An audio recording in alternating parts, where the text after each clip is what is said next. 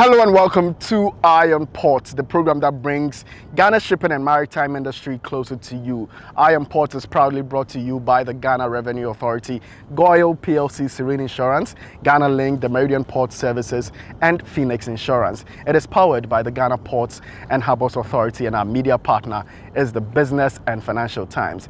Viewers, in the past week, the National Fisheries Association of Ghana, that is NAFAG, paid a courtesy call on the President of Ghana, Nana Akufo-Addo, and they proposed the idea of the establishment of the Blue Economy Authority, which would regulate all entities carrying out some economic activities on the country's water bodies. This caught our attention as the subject of the Blue Economy has been coming up a lot in recent years. We wanted to interrogate whether this is a good call. Is the establishment of the Blue Economy Authority necessary or not? To help us delve into the subject, we've gathered a great panel of experts to share their perspective on the subject. These are highlights of that particular discussion. Take a listen. Let me start with you. Why you think that is important for this Blue Economy Authority? The resources that you have in the ocean space are far more than just the oil and gas activities, the fishing and the fiber optic cable that you see. In order that everybody exists within this space, you need to now plan the use of your ocean space. And so you need to even start thinking about marine spatial planning, Right. where you need to plan, and you don't just do this, you need to do a lot of research to be able to know how to even space your maritime space so that you know where you have your maritime transport. Yes. You know where you sink your oil rigs and many of the economic activities that you need to do. Right. Those of us in the fishing industry, fishing is one of the natural resources that will be able to replenish itself when it's managed well. And so you would want to see fish that we have inherited live on for generations yet unborn. Right. Because activities like oil and gas are finite. And so if you don't manage your fisheries resources very well, you have a challenge. And that is also the most vulnerable of all the natural resources, because you can destroy your fishery in no time. The issue with the Gulf of Mexico, and still the people are living with the challenges that came with the oil spillage in the Gulf of Mexico. So you need to plan your ocean space and manage it. It will be difficult for one institution like Ghana Maritime Authority, for instance, to take charge of everything. You need to have a coordinating unit that would also be responsible for research and all that, and in planning the use of the ocean space. And that informed the call for having something like a Blue Economy Authority that would be a coordinating unit of all the actors and players within the ocean space, so that we would be able to properly harness the resources and exploit them sustainably. When you talk to Maritime Authority, they will say, well, we are in charge of the entire maritime space because we are created to have control over all the activities within the maritime space. Then the Ghana Navy will tell you, we are in charge of security within the maritime space. And so when it comes to security issues, nobody, even if you bring vessels for fisheries law enforcement, it must be managed by the Ghana Navy. So even though the law has set up all these state institutions to play various roles, where they are supposed to be interfaces, it rather creates conflict. Now, and interestingly, when you go onto Fisheries Commission Board, for instance, you have read from EPA, Maritime Authority, Ghana Navy, all on the Fisheries Commission Board. If you go to Ghana Maritime Authority Board, you have read from Fisheries Commission, Ghana Navy, EPA on their board. If you go to EPA board, you have read from all these institutions on their boards.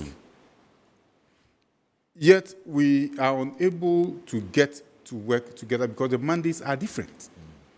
There are those who believe that there might be some duplication of roles, given the fact that, yes, you rightly alluded to the fact that, yes, there might be some duplication of roles with the current existing, as it were, agencies that we have in the industry.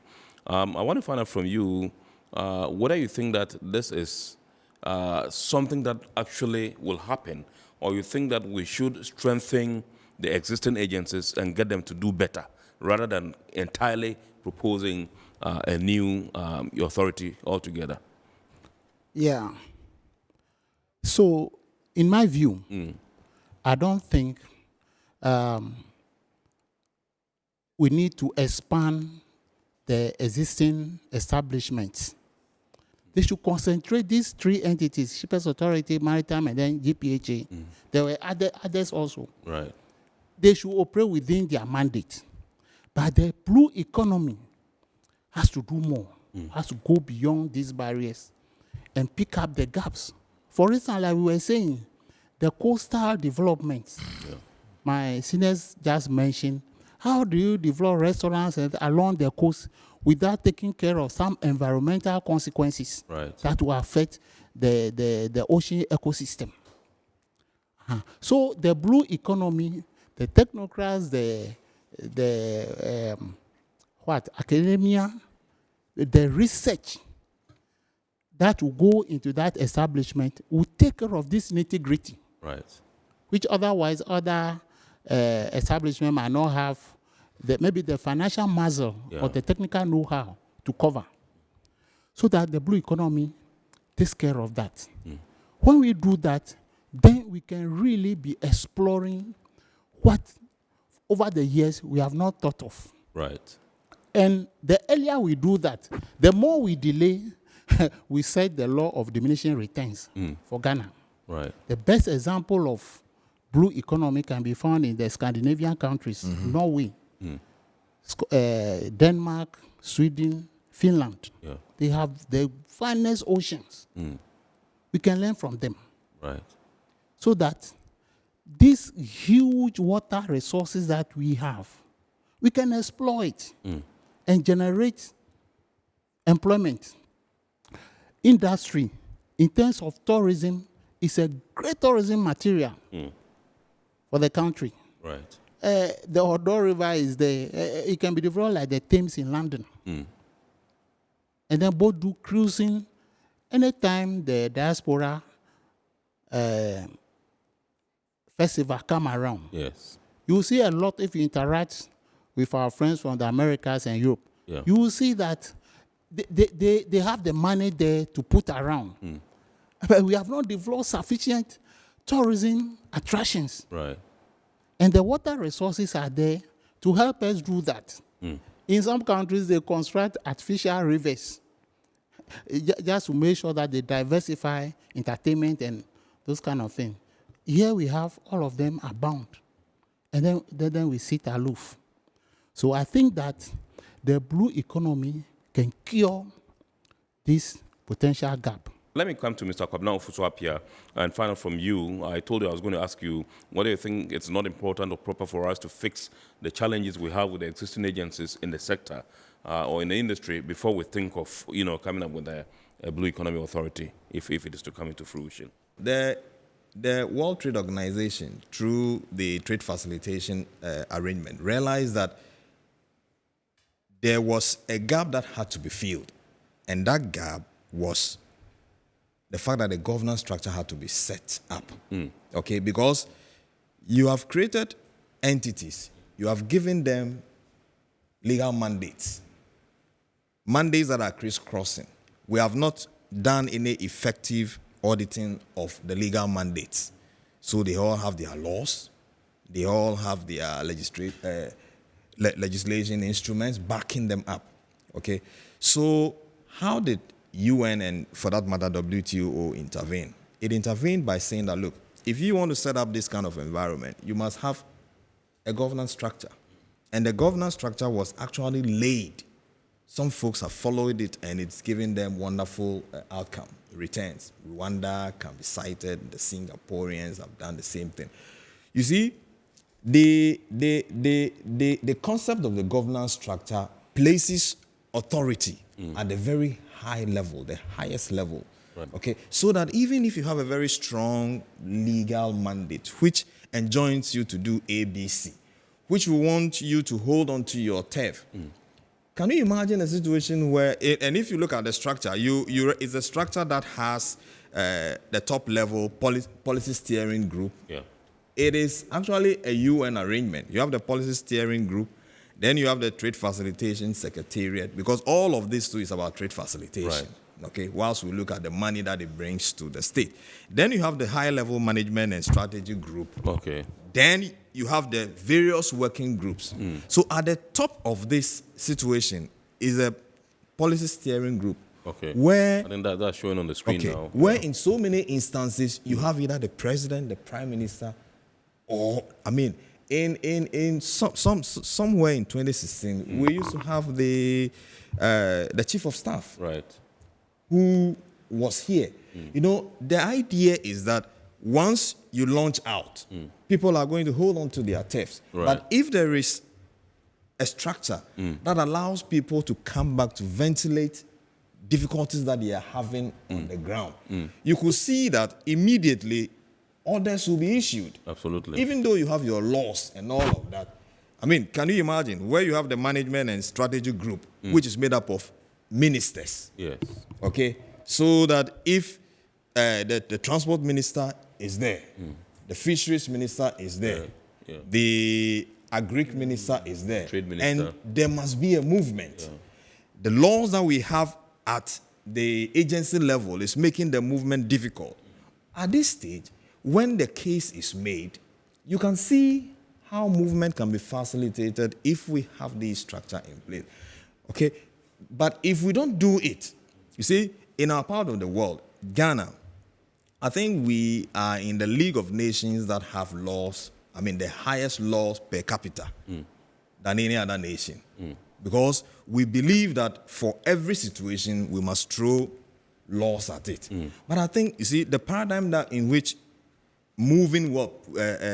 jurisdictions that are making strides today, they rather create an environment that we can negotiate. Right. Okay, you see reason and you get things moving. That is how the Asian tigers have gotten out of, the poverty ring within which they used to be. Okay, so for me, it is not for nothing that the UN has suggested this structure. It has worked in places.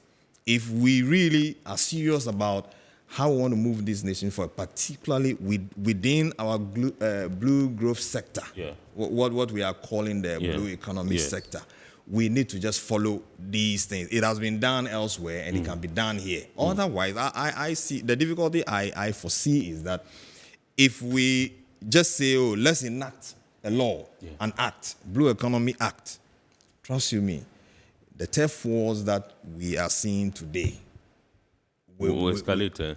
We will still meet it in the future. So those were the views of our panelists on the establishment of the Blue Economy Authority. And I believe they have the ears of government who will be taking the necessary decisions. Now let us hear a few comments on the subject we have just discussed after we go on break, and then we'll be back with more news. Stay tuned.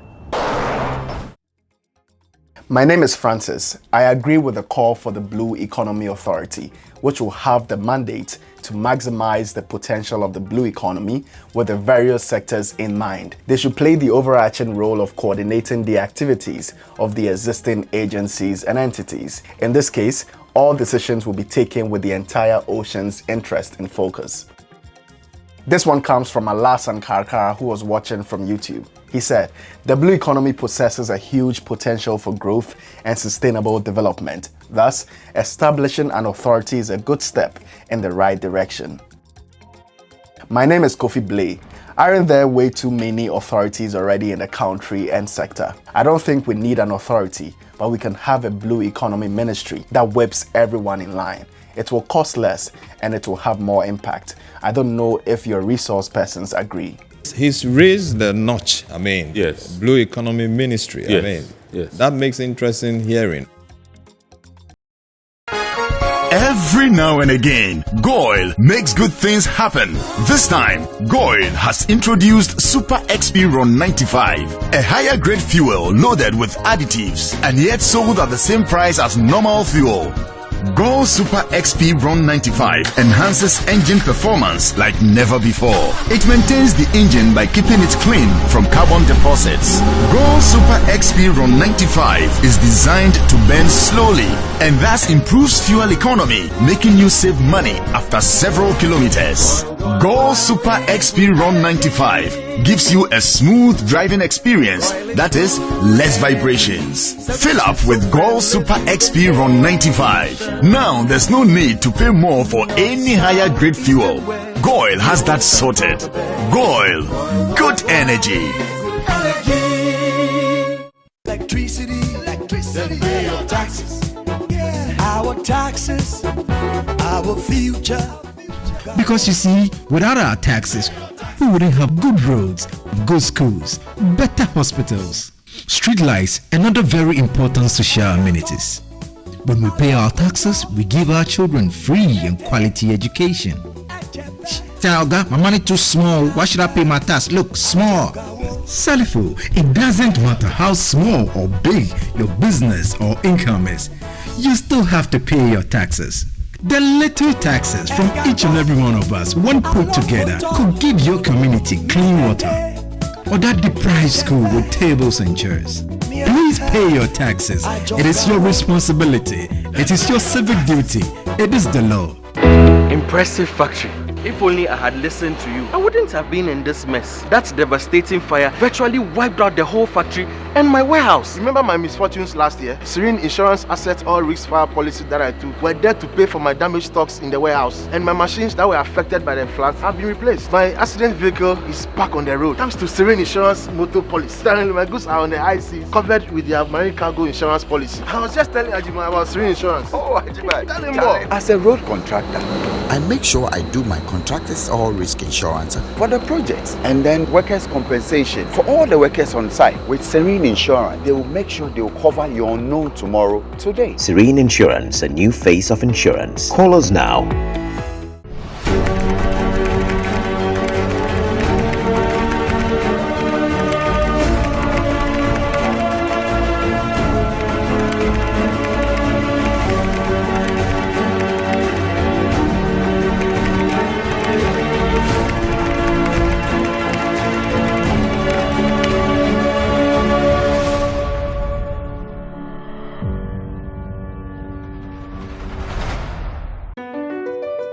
MPS Terminal 3 is Africa's new state-of-the-art container terminal at Tema Port. For manufacturers, agro-processors and traders, the new port means business can be done faster. This infrastructure boost will improve Ghana's port handling capacity, connect more trading routes, and oil the engine of growth for the economy, creating greater opportunities across all sectors as Africa's markets merge and become the largest trading bloc globally. MPS, we connect, you thrive. Business and life can be like the sea sometimes. Sometimes serene, sometimes calm, sometimes turbulent, and at times it brings the unexpected. However it is like, trust Phoenix Insurance for your home, car, business, and marine insurance needs. Call 0302 246 319 or 0243 690 492. At Phoenix, you experience a delightful service delivered with wisdom. All right, welcome back from the break. Now let us move on to our local news segment. The WeCAPS project, financed by the European Union and implemented by Expertise France, is a technical assistance project committed to strengthening the security and safety of port infrastructure in West and Central Africa. The WeCAPS project in Ghana has ended after 4 years of strong collaboration between the WeCAPS team and the Ghana Ports and Harbours Authority in key capacity building projects such as crisis management. To this end, the WeCAPS team over the week paid a conclusive visit to management of the ports of Tema and Takoradi to review the capacity building project. During the meeting, the director of the Port of Tema, Sandra Opoku, expressed GPH's resolve to ensure that vessels that ply their trade in the port are safe. We all know what is happening in the Gulf of Guinea. Some reportages in Goil, that is not right though, but as far as Ghana is concerned, we ensure that our waters are safe for the vessels coming in to ply their trade, and we'll continue with that. We have a very good collaboration with the Ghana Navy and the Marine Police, and we still do the patrols around the operators. So we'll continue with that. The harbour master at the port of Tema, Captain Francis Kwesi Micah, also indicated that the authority is keen on advancing its security and safety procedures for smooth maritime operations. And that by the aptness to able to identify a growing threat as far as cyber security is concerned. It's something that even the big guns really suffer from. But important thing is to know and to be trained or to be exposed into getting the key areas that once it starts coming up, you should be able to identify and be able to counter. That for me is a very big plus that we need to upend. And GPHA management, corporate-wise, and then the board, I believe, are all up to support this drive because the consequences are quite hard to die. The team lead for the WeCAPS project, Nico Vertonghen, gave his remarks. The key takeaways would be that I think on the security level, Ghana is already on a high standard. So we could only pinpoint in a few things that could be improved, but to keep up the good level. For the port safety, there is of course the risk analysis to be done. What are dangerous goods in and around the port? Are all stakeholders aware of what's going on, and what is the reaction force to intervene in the case of an incident? So we really worked on those procedures and on working together between different stakeholders in the safety field.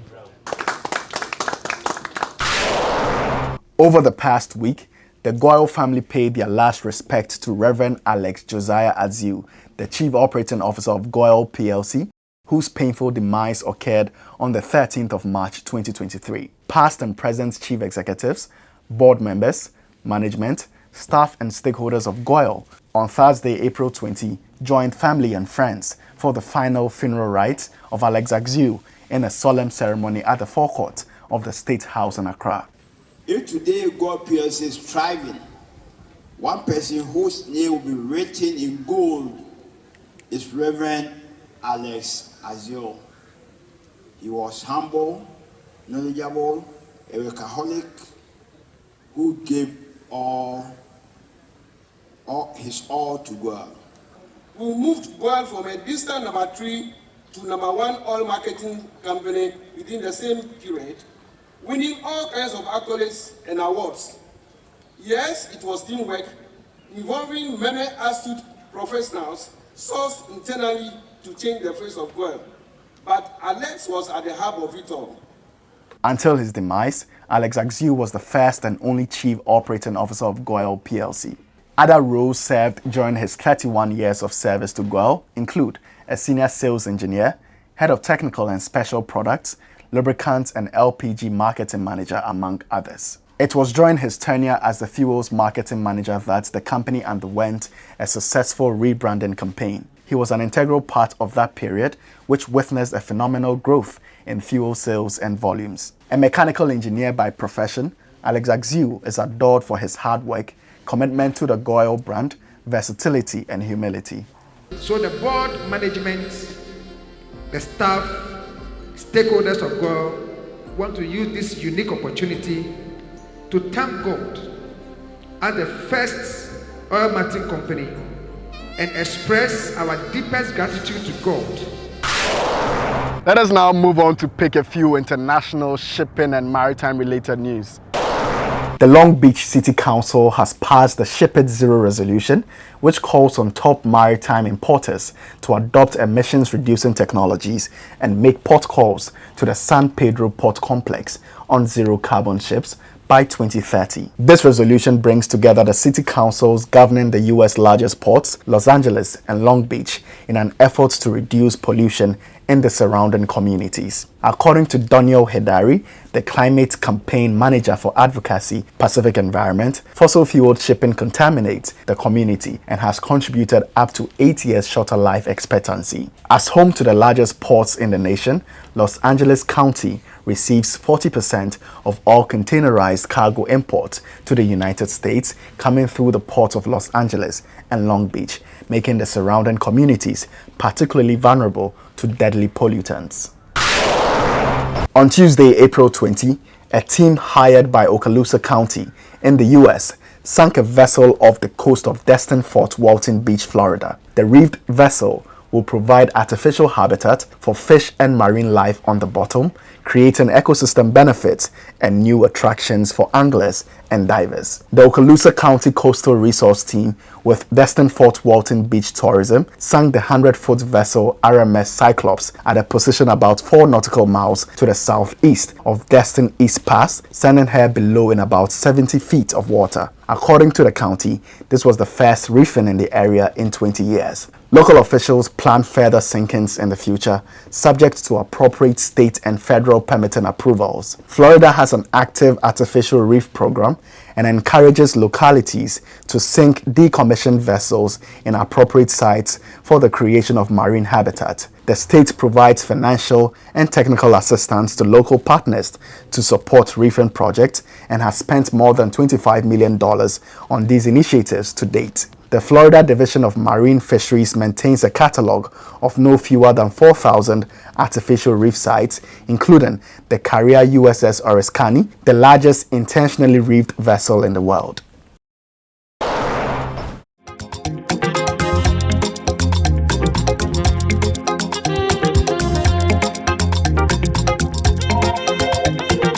An artificial reef is a submerged structure deliberately placed on the seabed to mimic some functions of a natural reef, such as protecting, regenerating, concentrating, and/or enhancing populations of living marine resources.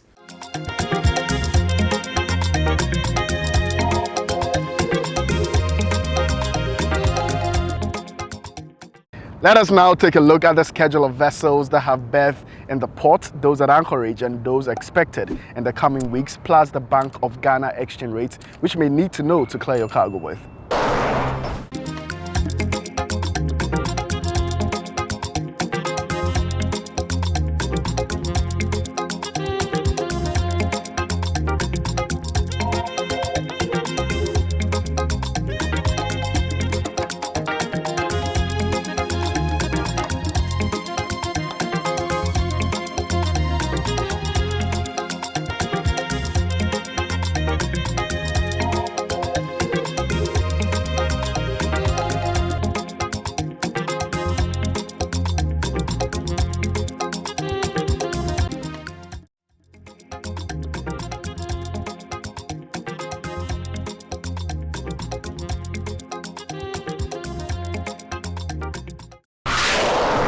Alright, this is where we close today's edition of Eye on Port. We hope you've been informed and educated. Remember, all Eye on Port content episodes can be found on our YouTube channel, Eye on Port. Please subscribe, like, and give us feedback. Thank you for watching.